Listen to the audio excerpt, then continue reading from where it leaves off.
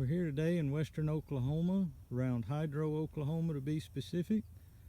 It's July 28th, 2019, and we're here to look at some cotton that we've used Levesol zinc on at planting in furrow, and we utilized it to try to provide an additional growth and value factor to the cotton crop. Here today we can see that the cotton is blooming, and it is also set some bolls on as you look down in that canopy. And as you can see, there's some set and then more coming. All of these that are blooming today should go ahead and make just fine. As you can see, there's white blooms and pink blooms. White blooms opened up this morning. Pink blooms are closing up today. They were open yesterday in white, and so now they're moving towards pollination, and so they should be in good shape. As you look across and pan across this field, you can see a lot of white blooms and a lot of pink blooms.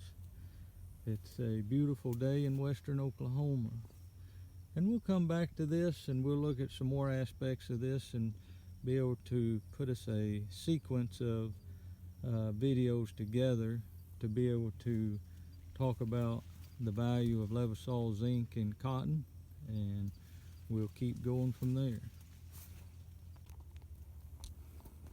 All right, we're back here in western Oklahoma. We're going to look at some of these plants and try to pull some leaf samples and some boll samples to check for phosphorus and zinc levels on the treated versus the untreated, and also just get a general idea of the development of this crop.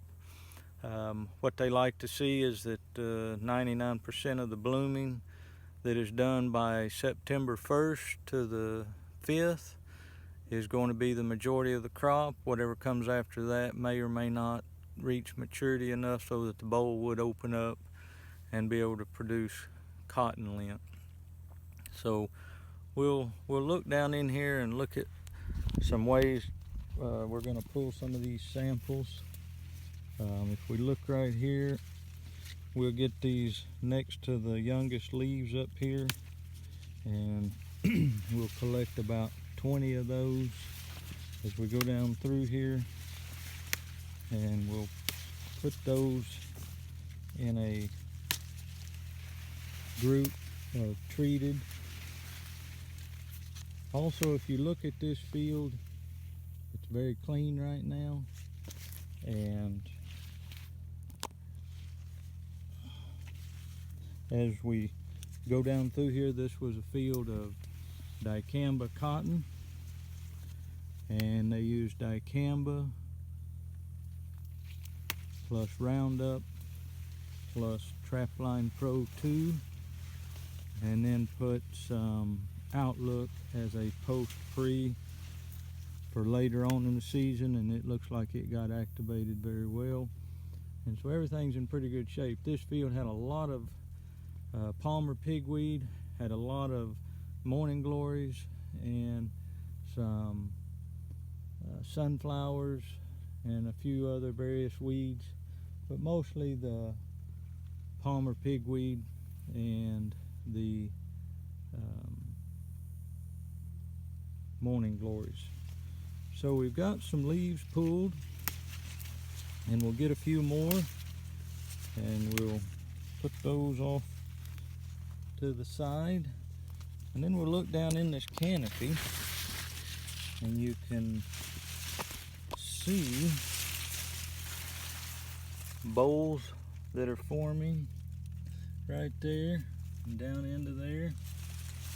And I think if we pull some of these lower ones, they should have had time to take in nutrients that we can measure and compare.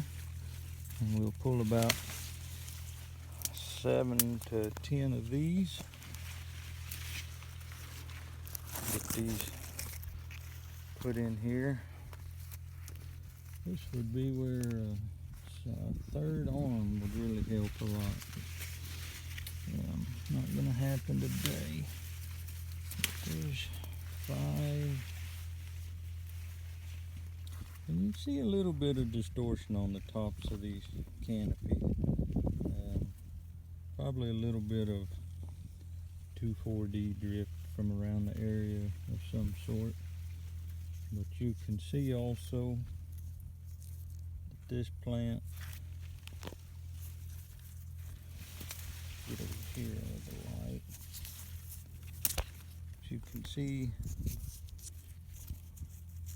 this is the beginning of a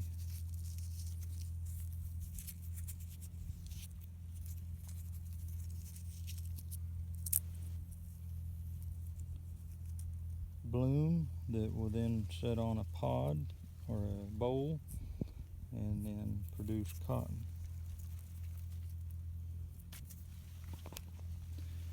We'll keep gathering our samples and then we'll come back and we'll look at some other aspects of this.